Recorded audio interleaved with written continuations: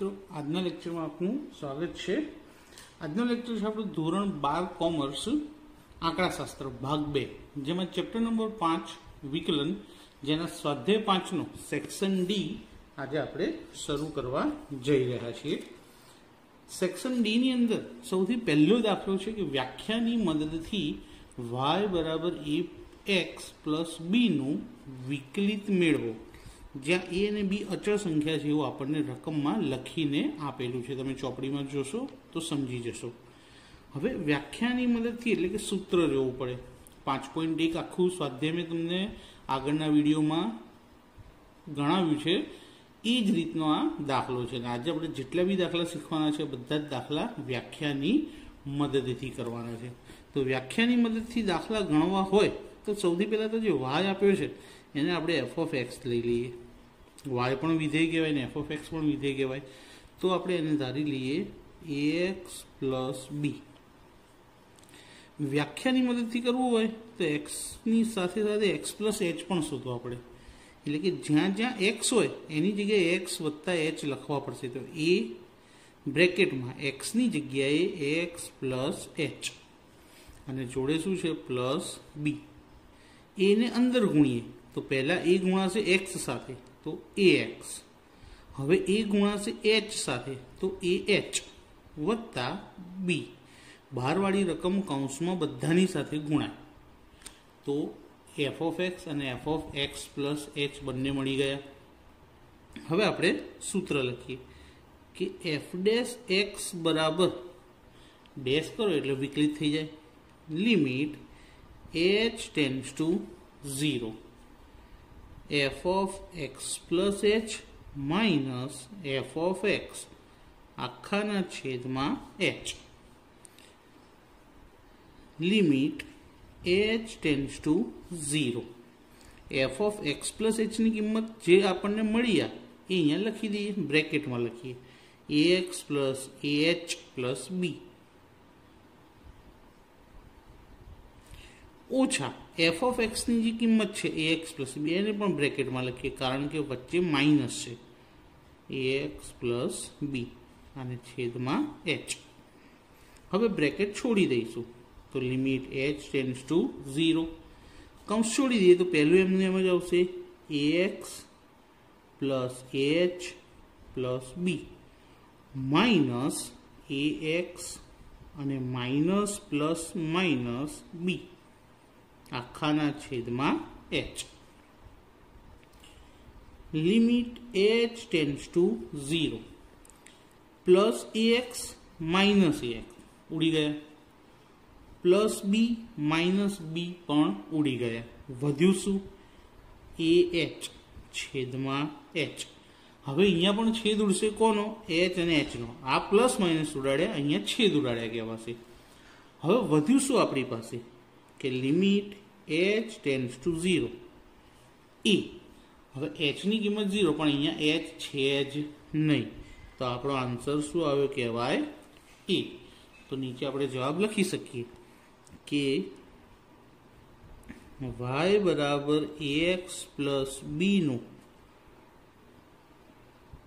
વિકલિત dy/dx બરાબર a થાય।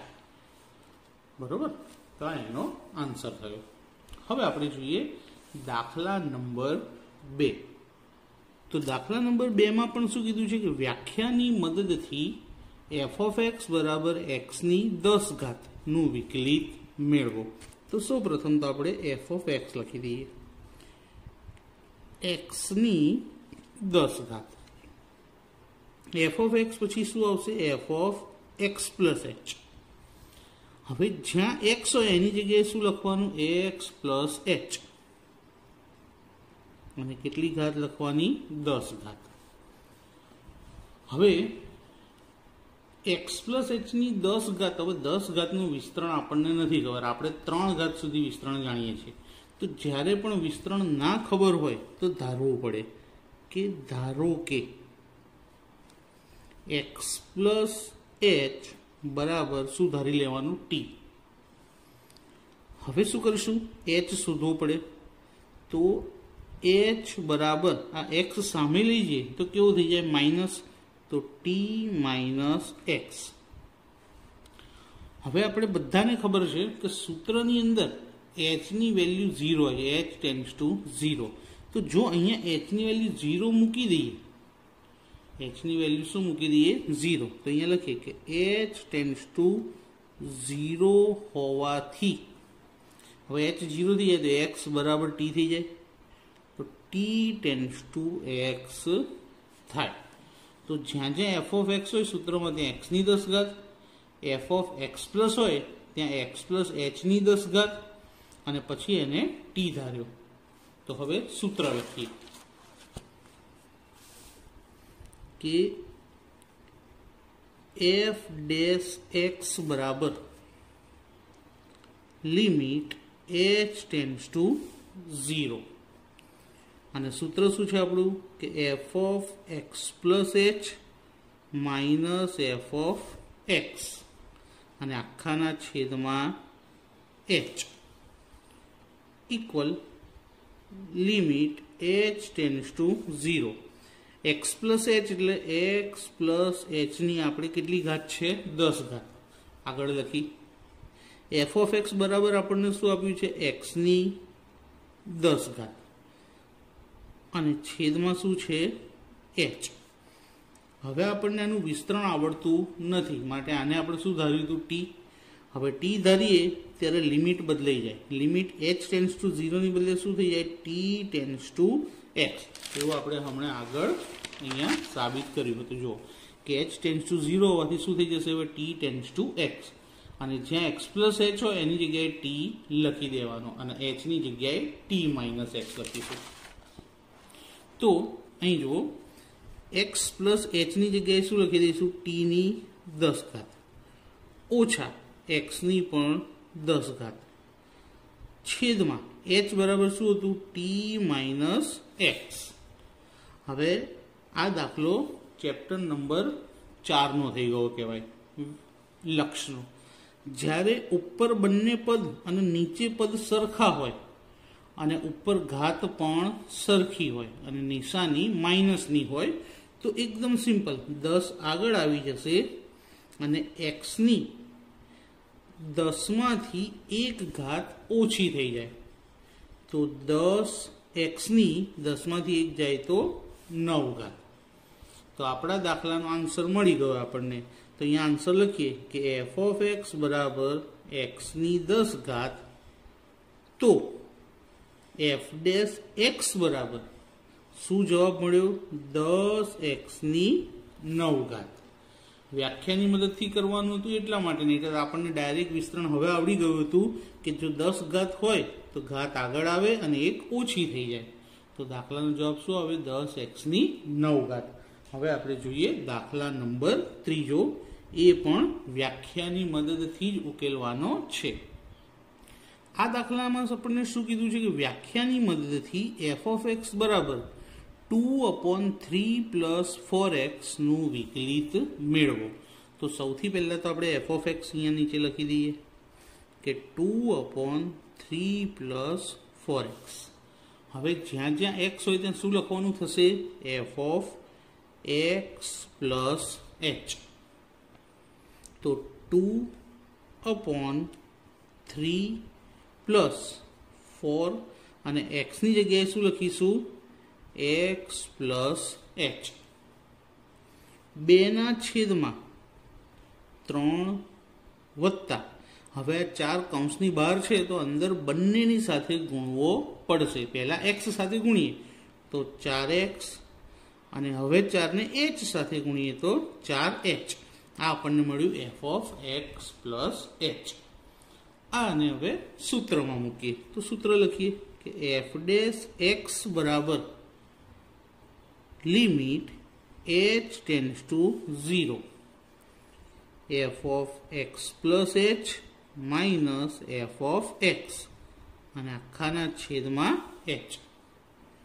કિંમત મૂકીએ કે limit h tends to 0 f of x plus એચનો જવાબ શું મળ્યો આપણને આ રહ્યો 2/3 + 4x વત્તા 4h ઓછા, આને બ્રેકેટ કરી દઈએ, ઓછા f of x ની કિંમત શું છે? આ રહી 2/3 પ્લસ 4x, 2/3 પ્લસ 4x અને આખાના છેદમાં નીચે શું છે? h. હવે આ બંનેની બાદબાકી કરવાની છે, પણ બાદબાકી ક્યારે શક્ય બને? છેદ સરખા હોય તો.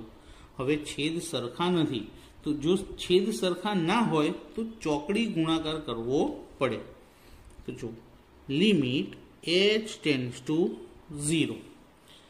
ઉપર આ જે બે આપેલા છે એને કોની સાથે ગુણીશું? 3 પ્લસ 4x ની સાથે, તો જ આમ ક્રોસ થાય ને.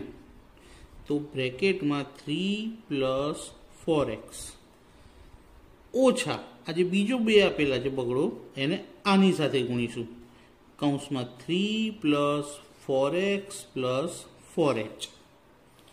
અને જ્યારે ચોકડી ગુણાકાર કરીએ ત્યારે છેદનો ગુણાકાર થઈ જાય, તો બ્રેકેટમાં 3 પ્લસ 4x પ્લસ 4h અને બીજા બ્રેકેટમાં 3 પ્લસ 4x. અને હવે આખાના છેદમાં શું છે? h. હવે અંદર ગુણી લઈએ કે લિમિટ h ટેન્ડ્સ ટુ 0. આ બેને અંદર ગુણીએ તો 2 તરી 6 વત્તા, હવે 2 ને 4x જોડે ગુણીએ તો 2 ચોક 8x ઓછા 2 તરી 6.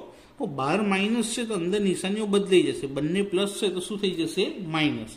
હવે 2 નો વારો 4 જોડે તો 2 ચોક 8 પણ કેવા? માઇનસ. હવે 2 ને 4h સાથે પણ એ પણ કેવા? માઇનસ. તો 2 ચોક 8h. હવે નિયમ છે કે અંશનો છેદ છેદમાં આવી જાય, કોની સાથે? h જોડે. તો h બ્રેકેટમાં પહેલો કૌંસ શું છે? 3 વત્તા 4x વત્તા 4h અને બીજો છે 3 વત્તા 4x. તો આ બંને બ્રેકેટ કોની જોડે આવી ગયા? h જોડે. હવે અહીંયા પ્લસ માઇનસ ઉડાડી દઈએ, plus 6 minus 6 plus 8x minus 8x. તો શું વધ્યું આપણી પાસે? માઇનસ 8h અને આ જે કૌંસ અને h જેમ છે એમના એમ. Limit h tends to 0. ઉપર માઇનસ 8h અને છેદમાં h કૌંસમાં 3 વત્તા 4x વત્તા 4h અને બીજામાં 3 વત્તા 4x. હવે h પણ ઉડી ગયા. હવે કશું ઉડાડવાનું વધ્યું નથી, તો હવે h ની જગ્યાએ શું મૂકી દઈશું? 0.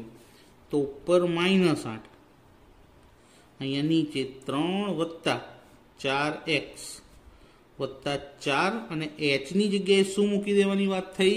0. તો અહીંયા મોટો કૌંસ કરી દઈએ. અહીંયા તો h છે જ નહીં એટલે 3 વત્તા 4x એમના એમ જ.